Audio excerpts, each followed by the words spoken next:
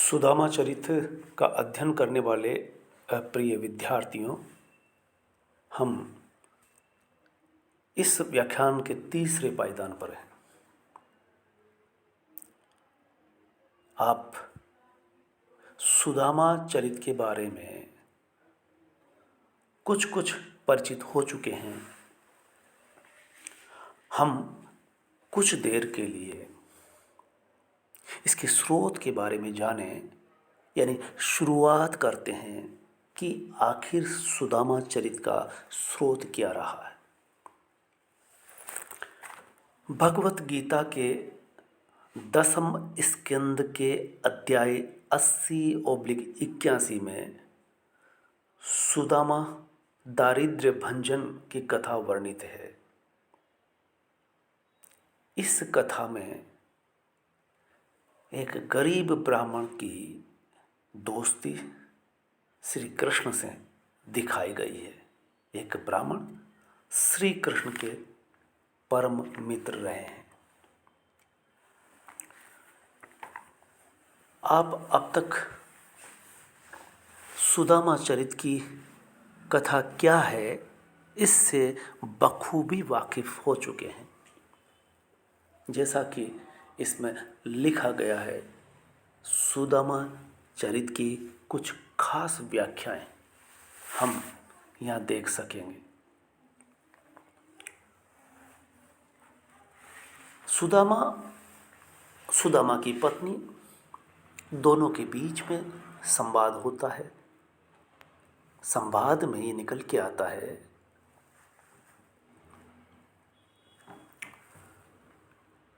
कि सुदामा नहीं चाहता कि वह किसी के आगे हाथ जाकर के पसारे।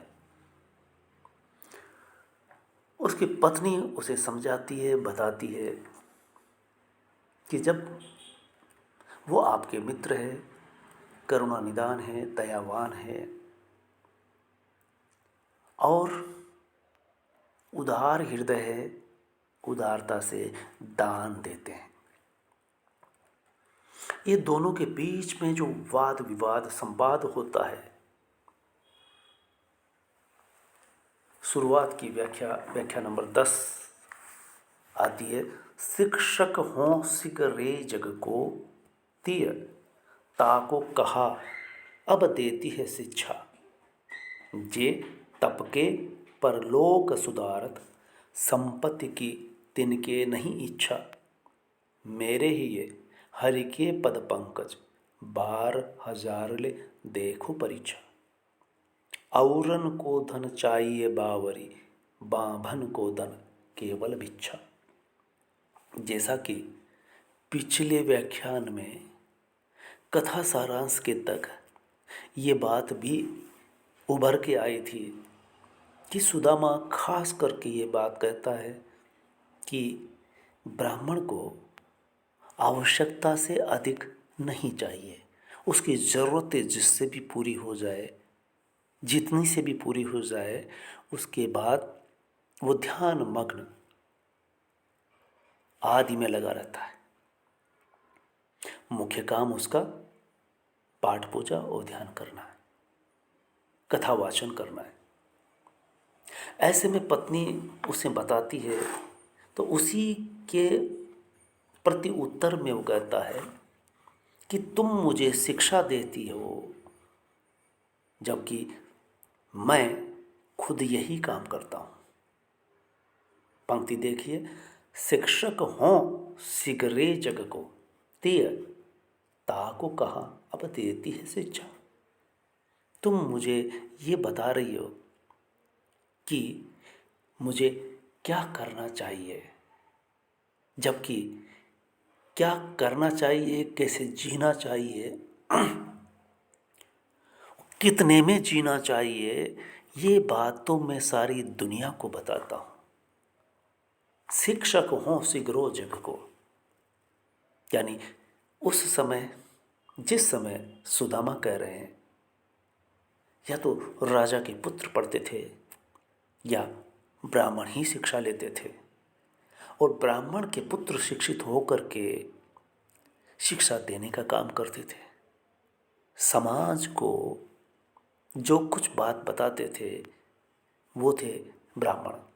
इसलिए कह रहा शिक्षक हों सिगरो जिग को, सारे संसार को शिक्षित करने का काम, शिक्षा देने का काम मैं करता हूँ, और तुम मुझे ही बता रही हो, मुझे ही शिक्षा दे रही हो। ये थोड़ा सोच के तो देखो। पत्नी से मुखातिब हो, को कहा अब देती है शिक्षा, तुम उसी को शिक्षा देने चली हो। और वो जो कथाएं बता रहा था, सुना रहा था पत्नी को, उसका सारांश स्वभाव यही था। आगे कहता है सुदामा, जय तपके परलोक सुधारत, संपत्ति की तिनके नहीं इच्छा।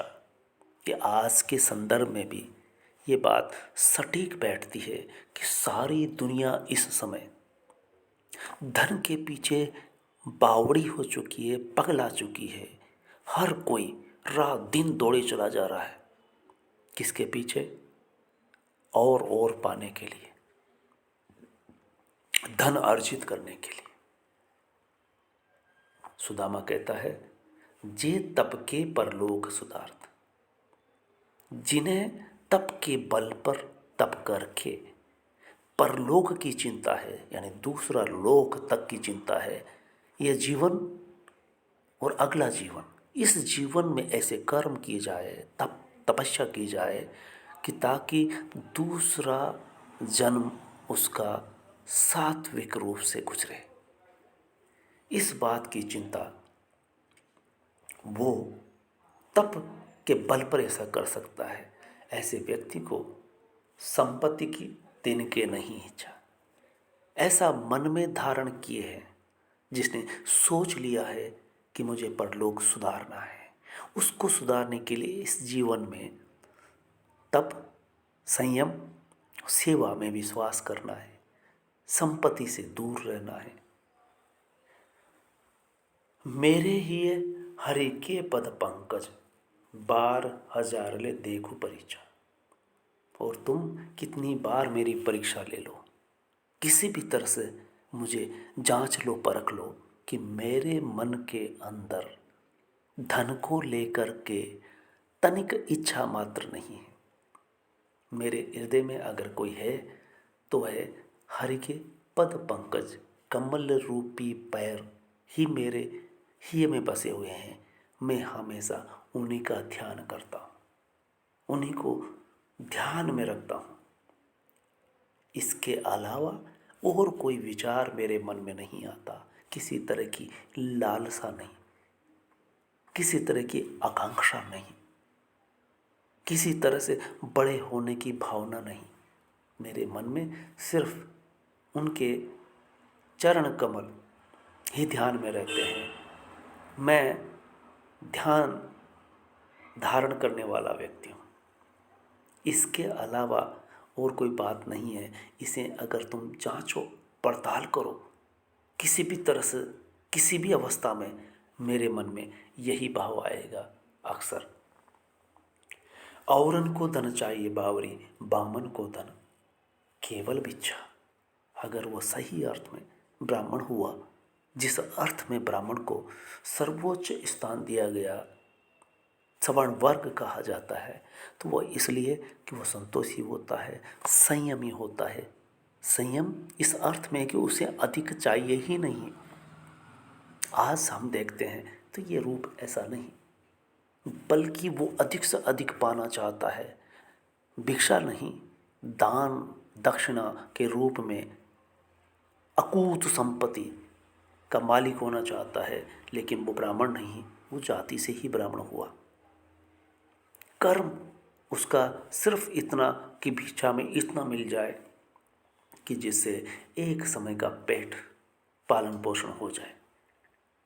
धन की इच्छा कोई दूसरे ही करते हैं, दुनियादार करते हैं, आम आदमी करते हैं।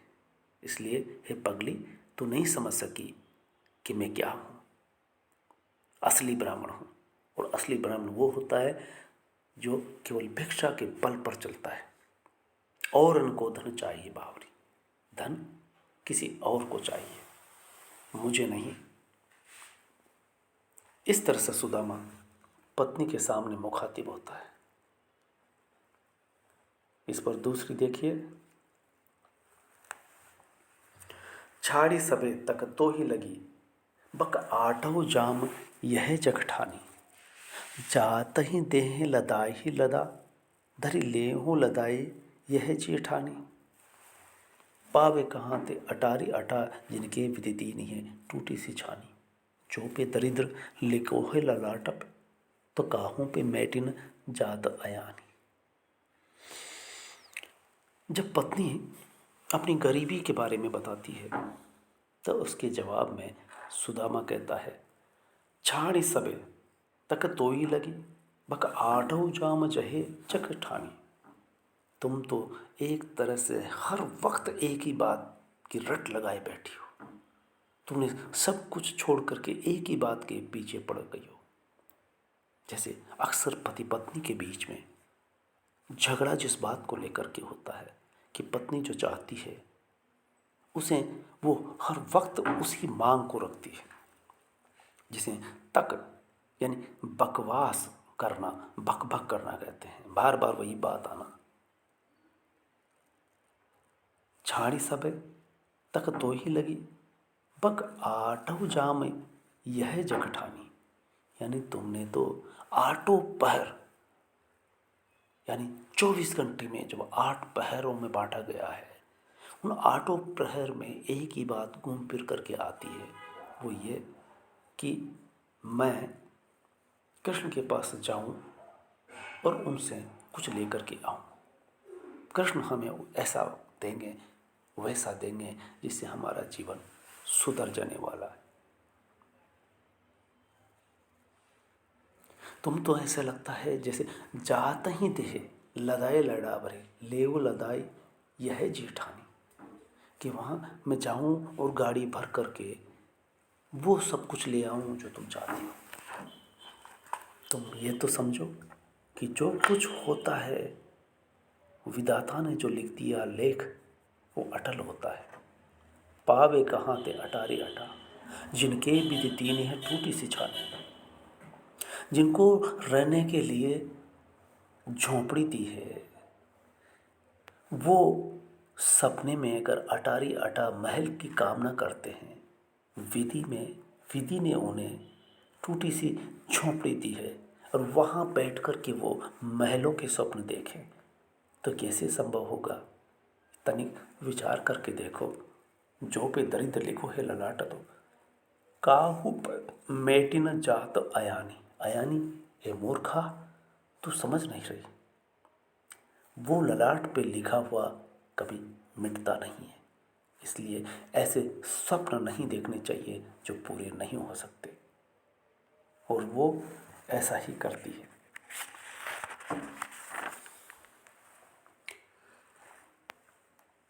अगला देखते हैं।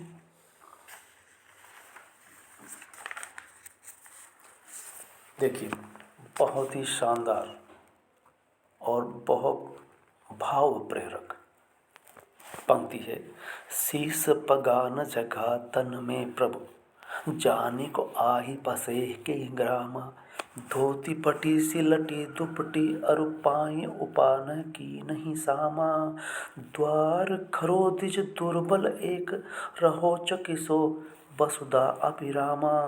पूछत दीन दयाल के धाम, बतावत आपन नाम सुदामा।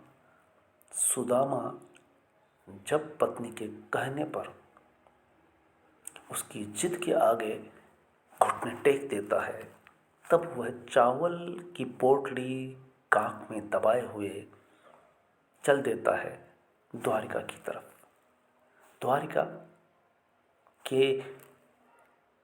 द्वारिका में पहुंचकर पूछते पूछते कृष्ण के धाम पहुंच जाता है और उस महल के दरवाजे पर आकर के द्वारपालों से कहता है, और उसके हालात देख करके द्वारपाल कृष्ण के सामने खड़े होते हैं। पहली बार तो यह कि वे उसे देख करके टरकाना चाह रहे थे, किसी तरह से वो टल जाए, चला जाए, क्योंकि उनकी कहीं मजाक ना हो जाए इस बात को लेकर के कि उनमें इतना दिमाग भी नहीं है कि राजा से किससे मिलवाया जाए। कोई भी चला आए, कोई भी दोस्त कह दे और वो मान ले। उनको कुछ सोचना चाहिए। तो वो सोचते हैं, लेकिन उन्हें डर भी ये होता है कि हो सकता है कहीं ये सच निकले तो राजा नाराज ना हो जाए। इसलिए वो कृष्ण के सामने पहुंच जाते हैं। और कृष्ण के सामने पहुंच के द्वारपाल कह रहा है, शीस पगान जगा तन में प्रभु। एक व्यक्ति द्वार पर आकर के बराबर जिद कर रहा है आपसे मिलने की, और आपको कह रहा है वो जो कुछ उसे कहने की बारे में मैं सोच भी नहीं सकता। उसकी हालत देखिए, वो हालत बयां करते हैं द्वारपाल। शीस पगा, शीस यानी महाराज से मिलने के लिए जब कोई आम जन आता है तो सिर पर कुछ न कुछ रख करके, ढक करके, या सिर पर पगड़ी पहन करके आता है। आज तक जितने भी आए वो नंगे सिर कोई नहीं आया। ये पहला ऐसा गंवार जैसा गरीब किसी से पगा न जगा तन में। और शरीर पर एक कुर्ता होना चाहिए था, वो भी नहीं है। जाने को आई बसे के ग्राम है। वो जो यहाँ आया है और जितना कुछ वो बता सका है उससे पता चलता है कि किसी वो गांव से चल कर के आया। और आगे देखिए, धोती पट्टी सी लटी दुपट्टी और पाए उपाने की नहीं सामा। जो उसने नीचे पहन रखा है सिर से लेकर के पेट तक सब कुछ नंगा है, तन ढका हुआ नहीं है। और जो धोती जो पहन रखी है उसकी हालत भी बयां करने लायक नहीं है। धोती पूरी तरह से जर्जर है, फटी हुई है, जगह जगह से छिद्र हो रहे हैं, जर्जर अवस्था में है। और किसी तरह से उसने जो दुपट्टा पहन रखा है वो भी कहने लायक नहीं। और भी नीचे अगर देखा जाए कि जिनसे वो चल कर के आया है, जिन पैरों से, उन पैरों में पैरने के लिए भी नहीं है। और वो पाए उपाने को नहीं सामा। हे कृष्ण, उनके पैरों में पहनने के लिए जूती तक नहीं। द्वार खरो दिज दुर्बल एक, रहो चकिसो बसुदा अभिराम। दरवाजे पर आकर के इस तरह का एक ब्राह्मण जो काया से बिल्कुल दुर्बल है, कमज़ोर है, यानी खाने पीने को भी उसको इतना नहीं मिल रहा कि वो शरीर पर चर्बी भी आ सके, सूख करके कांटा हो चुका है। ऐसा कृष्णकाय ब्राह्मण आकर के खड़ा है और खड़े खड़े जिधर भी देखता है आस पास के आवास को देखता है, इमारतों को, महलों को देखता है, तो देख देख करके चौंक पड़ता है। शायद उसने ऐसे महल किले पहली बार देखे। वो देखता है, चकित रह जाता है। उसकी आंखों में जैसे चौकन्नापन आ जाता है। इस तरह से घूर करके देख रहा है, गौर से देख रहा है। जिस भी जगह उसकी निगाह पड़ती है उसे इस अंदाज में, इस तरह से देखता है कि लगातार सुंदरता को देख करके वो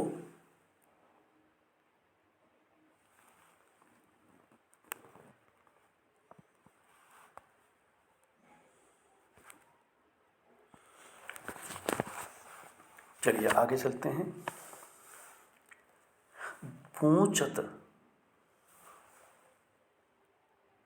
पूछत दीन दयाल,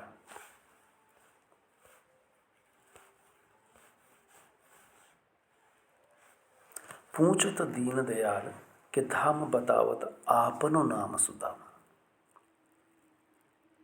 और आपको दीन दयाल कहते हुए पूछता पूछता आया है कि दीन दयाल का धाम यही है क्या। और अंत में द्वारपाल कहता है कि अपना नाम वो सुदामा बता रहा है। आपको अपना मित्र कहता है। ये सुन करके कृष्ण पर जो बीतती है कि कृष्ण सुनते ही दौड़े चले जाते हैं, दौड़ पड़ते हैं। और ये देख करके महल में रहने वाले वो द्वारपाल भी चौंक पड़ता है कि ये क्या हुआ, हमने ऐसा क्या कह दिया, या ये हुआ क्या कि जो बैठे हुए थे कृष्ण सुन रहे थे अब तक जो वो सुना रहा था।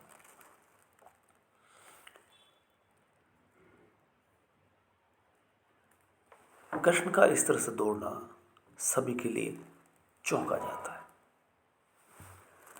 अगला देखिए, कृष्ण जब सुदामा से मिलने के लिए दौड़ पड़ते हैं, दरवाजे तक पहुंचते हैं तो वहां वो दिखाई नहीं देता। तब तक सुदामा आगे बढ़ चुका होता है और कृष्ण पीछे दौड़ते दौड़ते उसे जहां भी मिला वो गले से लगा लेते हैं। इसके बाद उसे महल में लेकर के आते हैं।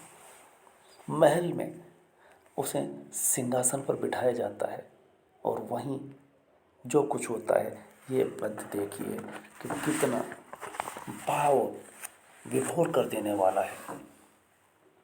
ऐसे बेहाल बेवाहिन सो पग कंटक जाल लगे पुनि जोए, हाय महादुख पायो सखा तुम आए इते न किते दिन खोए, देखी सुदामा के दीन दशा करुणा करके करुणा निधि रोए, पानी परात को हाथ छुए नहीं, नैनन के जल सो पग धोए।